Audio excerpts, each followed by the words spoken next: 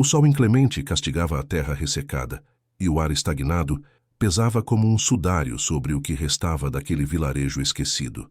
Não havia brisa, apenas a quietude opressora de um tempo que parecia ter suspendido a respiração para testemunhar a melancolia daquele lugar, apagado de mapas e memórias. Somente os corvos, sentinelas sombrias, pareciam guardar as cicatrizes do passado.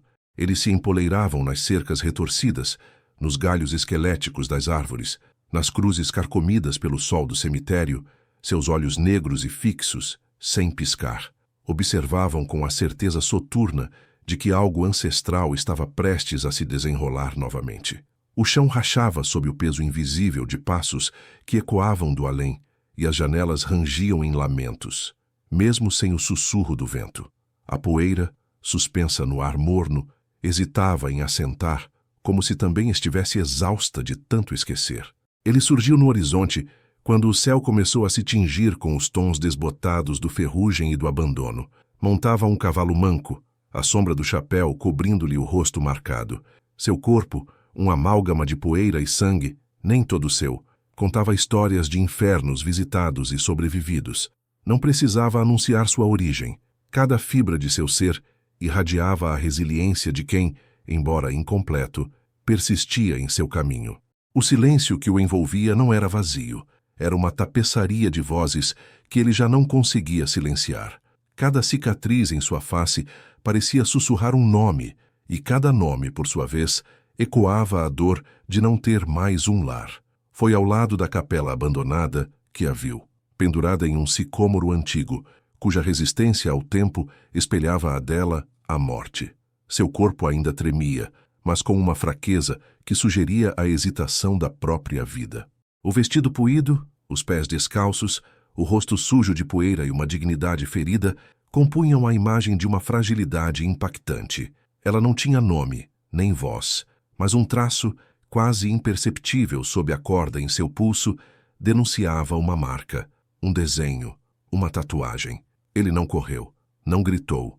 Desmontou do cavalo com a solenidade de quem compreende e respeita o fim, seus olhos fixos na figura dela, como se o passado tivesse ressuscitado para cobrar uma dívida antiga e impaga. A lâmina que empunhou era uma velha conhecida, já responsável pela traição de um amigo, mas naquele instante era apenas um instrumento de uma justiça silenciosa. Cortou a corda sem hesitar. O corpo dela desabou no chão com um suspiro tênue e seco, um som que, em sua pequenez, ressoou mais alto do que qualquer tiro que ele já houvesse escutado. Era o som inconfundível de alguém retornando do limbo, sem pedir permissão. Ela respirou. Ele não fez perguntas, não se ajoelhou, não ofereceu água ou conforto. Permaneceu ali ajoelhado, observando o desenho no pulso dela. Era igual, idêntico. A mesma tatuagem que sua mãe carregava, a mesma que ele vira quando, em meio às chamas, ela segurou seu rosto sujo de fuligem e sussurrou: "Corre, meu filho." A imagem o atingiu como uma facada lenta, não de dor, mas de um assombro profundo, porque a vida, ele sabia, raramente devolvia o que o fogo consumia. Naquela noite ele acendeu uma fogueira, mantendo uma distância mínima, mas significativa dela. Ela se deitou de lado, os olhos semicerrados, o corpo em estado de alerta. Ele adormeceu sentado, o chapéu cobrindo o rosto, o revólver ao alcance da mão. O silêncio entre eles era quase palpável, não tenso, mas denso, como se cada um carregasse histórias que o outro reconhecia sem precisar de palavras. No escuro, entre os estalos da lenha, as lembranças emergiram.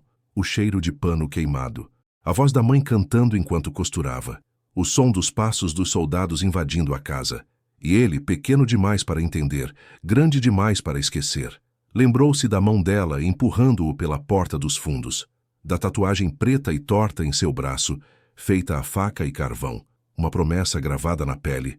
Se ele sobrevivesse, lembraria de quem era. Agora, diante daquela mulher caída, sem nome, com a mesma marca, ele sentia que algo quebrado estava se encaixando novamente. Não por completo, mas com uma firmeza inabalável. Ela não agradeceu, não se desculpou por nada, apenas dormiu, ou fingiu. E ele, antes de fechar os olhos, percebeu algo crucial. O silêncio dela não era medo, era escolha. E talvez, naquela escolha residisse uma força maior do que qualquer palavra proferida em desespero. Assim, naquela primeira noite, sob o céu opaco de uma cidade sem nome, começou o que nunca seria dito em voz alta. Um vínculo sem nome. Um recomeço que não pediu permissão. Apenas se assentou, como a poeira sobre as tábuas antigas, e ali permaneceu, aguardando o momento certo para ser compreendido. Ainda era madrugada quando ela despertou. A escuridão não a amedrontava. Era familiar. O frio, sim, parecia mais penetrante naquela manhã sem nome. Caminhou descalça até o estábulo, os pés afundando levemente na terra úmida da noite. Pegou a sela manchada, coberta de sangue ressecado e poeira de inúmeras jornadas. Limpou-a com panos velhos em movimentos lentos, quase rituais. Lavava a sela como quem busca purificar uma culpa que não lhe pertencia, mas que se recusava a ir embora. Não tocou o casaco dele. O casaco permaneceu pendurado, imóvel, como um corpo ainda quente de lembranças, porque há fronteiras que só o respeito reconhece, e ela as conhecia. Ele despertou mais tarde. O fogo, quase extinto.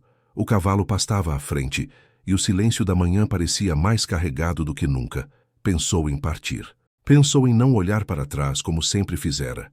Mas quando olhou para a varanda e ela não estava lá, sentiu um desconforto no peito. Não era saudade. Era a falta de um lugar onde o mundo não exigisse que ele fosse algo além do que era. Sentou-se novamente, como quem retorna não por escolha, mas por uma ausência que pesava mais que o orgulho. A manhã prosseguiu sem pressa. Um menino do vilarejo apareceu, quieto, sujo de poeira e com uma cesta nas mãos. Entregou os ovos como quem devolve algo que nunca foi seu. Ela pegou um, olhou nos olhos dele e devolveu outro. Um gesto pequeno, mas ali, naquele silêncio entre os dois, havia uma troca sagrada. Um reconhecimento de que a bondade não precisa de explicações.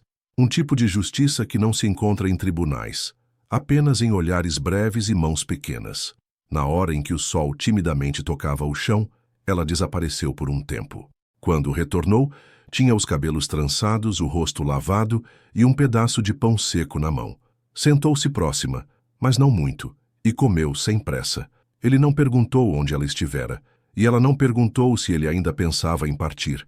Na segunda noite, o frio se tornou mais cruel, e antes que o sono a alcançasse, ela começou a cantar, baixo, raspado. Não era uma melodia completa, mas uma lembrança fragmentada em notas. Uma canção que flutuava entre a infância e a perda. Ele a conhecia. Ou achava que conhecia. Não reagiu. Mas algo em seu corpo permaneceu imóvel, como se ouvir aquilo fosse reabrir uma caixa trancada há anos. A mesma canção que sua mãe cantava enquanto costurava, os olhos fixos na linha, os pensamentos distantes de qualquer lugar seguro. Ele não disse nada, mas a canção permaneceu com ele. Mesmo depois que cessou, mesmo depois que ela dormiu, ficou como certas palavras nunca ditas ficam, pousadas entre as costelas, gerando silêncio por dentro. E ali, naquele acampamento improvisado entre a terra dura e o céu escuro, ele começou a entender que há mulheres que não pedem nada. E é por isso que merecem tudo, porque existem ternuras tão pequenas, tão sutis, que escapam dos olhos apressados do mundo, mas não escapam da alma de quem carrega o luto em silêncio. E ela era uma dessas ternuras. Não se impunha, mas permanecia, e isso era mais do que ele achava que merecia, mas menos do que ela realmente valia. O dia amanheceu pesado, não de nuvens, mas de um fardo que se sentia nos ossos. As cigarras silenciaram cedo, e os animais pareciam manter distância do centro da vila, como se soubessem que algo no ar não merecia confiança. Quando o cavaleiro chegou, ninguém ousou avisar. O som dos cascos era seco, ritmado, sem pressa. Era o som de quem procura, não por justiça, mas por ordens. Ele exibia um distintivo torto no peito e um orgulho reto na coluna. Um marchal viajante, desses que conhecem mais a letra da lei do que a alma das pessoas, não desmontou do cavalo de imediato. Observou.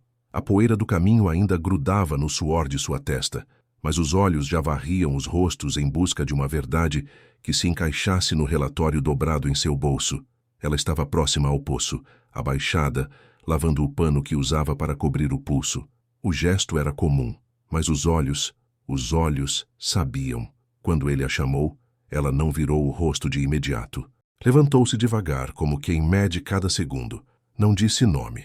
Não fingiu desconhecer o que estava acontecendo, mas os dedos apertaram a barra do vestido, justo onde havia uma costura feita com linha escura, grossa, pontuada como só uma mãe que costura por amor saberia fazer.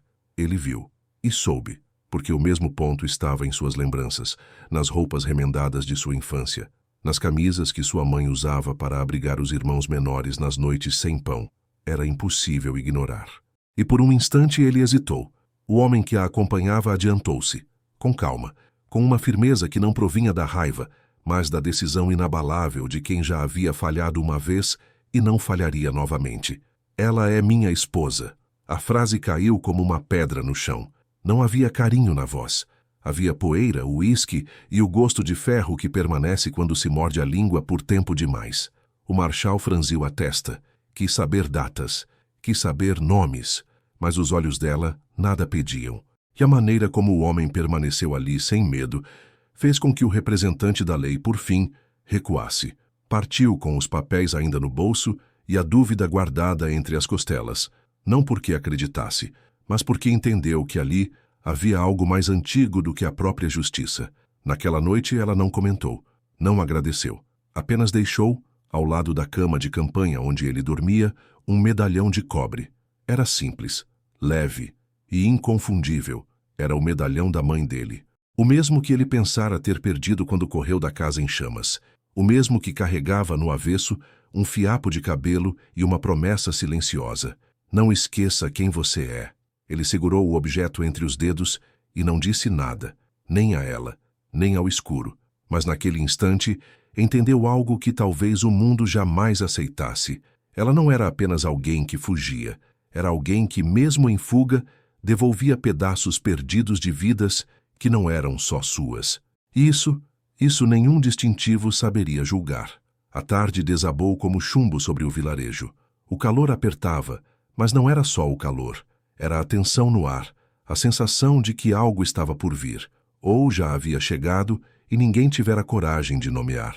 O cheiro de fumaça chegou como um sussurro, depois como um grito. Um celeiro às margens da vila ardia em silêncio, as chamas altas dançando como se zombassem de quem chegara tarde demais. E foi então que começaram os sussurros, que logo se transformaram em acusações veladas. Ela, sempre ela. Alguém a viu por perto, as mãos sujas de óleo, a respiração ofegante, a roupa escurecida. Os homens se aproximaram, os olhos semicerrados pela fúria de quem precisa culpar para não sentir medo. Falavam alto, como fazem aqueles que têm mais raiva do que certeza, e ela, no centro da roda, não baixou os olhos. Apenas ficou ali, de pé, aguardando algo que talvez já esperasse desde a infância. O julgamento sem defesa. O mesmo que tantas mulheres conhecem. O mesmo que não precisa de prova, apenas de silêncio. Ele chegou depois.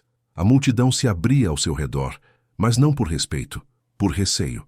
Não falava, mas a maneira como andava expressava o que as palavras não conseguiam. Parou diante dela. Não a tocou. Não a defendeu com frases. Apenas sacou a arma. Não apontou para ninguém. Levantou. E depois abaixou. Lento. Como quem diz com o gesto o que o mundo inteiro esqueceu de escutar. Não mais. Não agora. E principalmente, não com ela. A multidão hesitou. Ninguém avançou.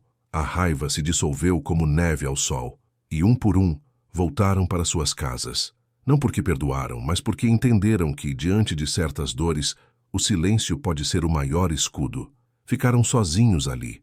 O cheiro de fumaça ainda pairava no ar, os olhos dela molhados de poeira e alguma outra coisa que ele não ousou nomear.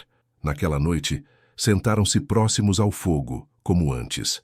Mas havia algo novo entre eles, uma verdade que só nasce quando o medo é vencido sem alarde. Foi ela quem falou sem rodeios com voz firme e mansa. Eu acendi um fogo, mas não esse. Disse que era outro lugar, outro tempo, um orfanato esquecido, crianças com fome, portas trancadas por dentro. Algumas coisas precisam queimar. E havia algo em sua voz que não pedia desculpa, pedia compreensão. Não queria perdão, queria que alguém escutasse sem virar o rosto. Ele não respondeu, mas ficou, não porque concordava, mas porque entendeu. Porque às vezes o certo não se explica, só se compartilha, e naquele momento soube que a redenção não residia no arrependimento, mas no reconhecimento. E ela não queria absolvição. Queria apenas não estar sozinha com o peso daquilo. E foi isso que ele deu. Não uma resposta, não um julgamento, mas presença. E para quem já carregou culpa demais, presença é milagre. E milagre, às vezes, vem sem luz, só com fogo e silêncio. 1 ano se esvaiu como os dias no deserto, sem pressa, mas implacáveis. A casa continuava torta, feita de tábuas resgatadas, sem luxo nem promessas. Não houve festa, nem testemunhas, nenhum sim proferido em voz alta. Mas todas as manhãs, 2 pratos eram dispostos sobre a mesa, 2 copos de café, uma cadeira consertada, e o velho balanço na varanda que só rangia quando chovia. Nada dizia que era amor, mas tudo dizia que era escolha. Ela usava agora um pano claro no pulso, discreto, costurado à mão, o mesmo ponto que ele lembrava do cobertor de infância, aquele que a mãe usava para cobrir os filhos quando o mundo lá fora gritava demais. Não era disfarce, era cuidado, era memória guardada com dignidade. A tatuagem ainda estava ali, mas agora descansava, como ela, como ele, como tudo o que nunca teve nome, mas encontrou repouso. Ele nunca perguntou, ela nunca contou, e foi nesse silêncio que a história deles encontrou solo, não para florescer como em livro, mas para permanecer, para resistir ao tempo, às dúvidas, às versões inventadas.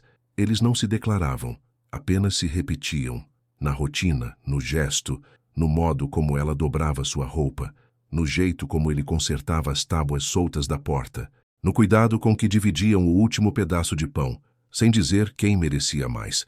Certa manhã ele a encontrou no quarto, sentada ao lado da cama, dobrando o casaco dele. Era um gesto comum, mas havia algo na delicadeza com que os dedos dela tocavam o tecido, como se cada dobra carregasse lembranças que ele mesmo tinha esquecido. Foi ali que ele percebeu. Nunca a vira chorar, nem uma lágrima.